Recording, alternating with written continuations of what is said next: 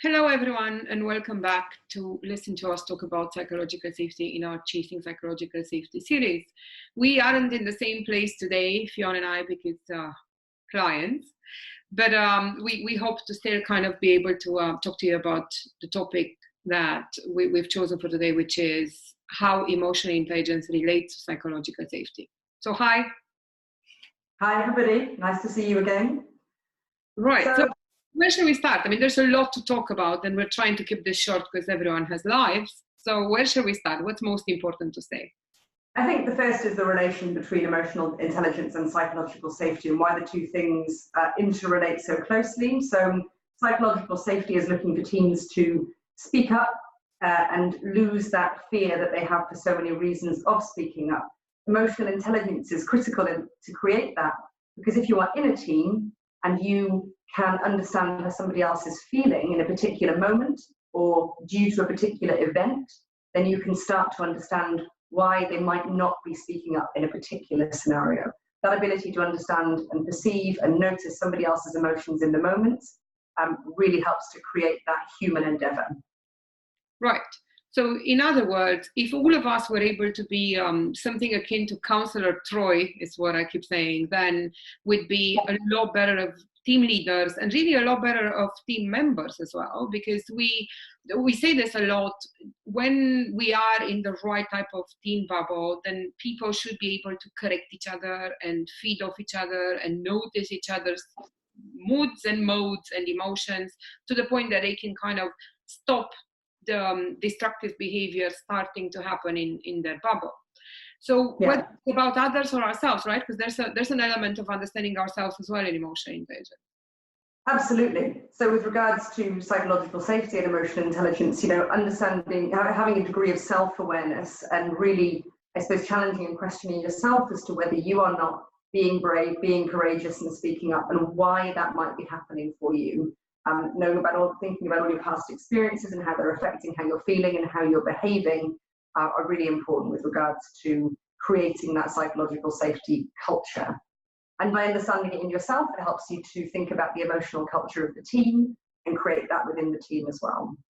I think what's interesting for all of us to remember is while we haven't had much practice in this, because as I keep saying, we haven't, either of us, lived in enterprises who are encouraging us to become these special counselor Troys. For the longest of time, having soft skills, understanding emotions and expressing them at all had been a taboo subject in most workplaces. So while that's difficult, and while it's a little bit of a mental block for all of us to comprehend that that's a permission that the enterprise has to give us if they want to survive these days, we can learn it. It is a learnable skill to become better at reading emotions. So our emotional quotient can go up depending on how much we work on it, can't it? Well, my experience is that when people begin to think about emotional intelligence, and what's happened, as we know historically, is we've all become so time focused in the organizations that we work in, that the time is so focused on tasks and on technical performance and output that we're not given a huge amount of time to necessarily reflect and think about our emotional lives. But when we get people to think about this and reflect on this, what they find is that they've got a huge, much greater than they thought, human reserve already within them for emotional intelligence.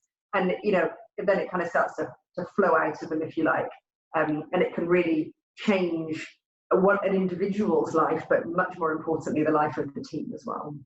And we find this with teams we work with when we do work around emotional intelligence in itself. And we do that because part of the software is our emotional intelligence trainer, which allows the team leader to become much better at reading emotions. But we want to kind of democratize that to a degree that the team as well is able to read each other. So we do this work hands-on. And when we do it, I think it's absolutely fascinating what kind of individuals from what kind of industries become enamored with the ability of doing so. So why don't maybe we should keep that for another video though, because that's a lot to say about that. Great. Yeah, well, it's been wonderful to talk to you all about emotional intelligence and psychological safety. I think sometimes it's great to put those two things together so that we can really, really think about how they can support each other. Right, so see you guys next time. We have a couple more topics that we think are highly debatable, and please leave us comments and stuff. And thank you so far for all the comments you've given us. Yes, absolutely. We're trying to answer them, but not maybe as efficiently as we'd like.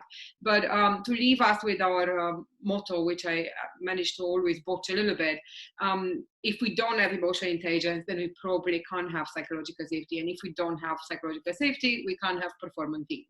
So let's work on that and see you guys next week. See you. Bye. Bye.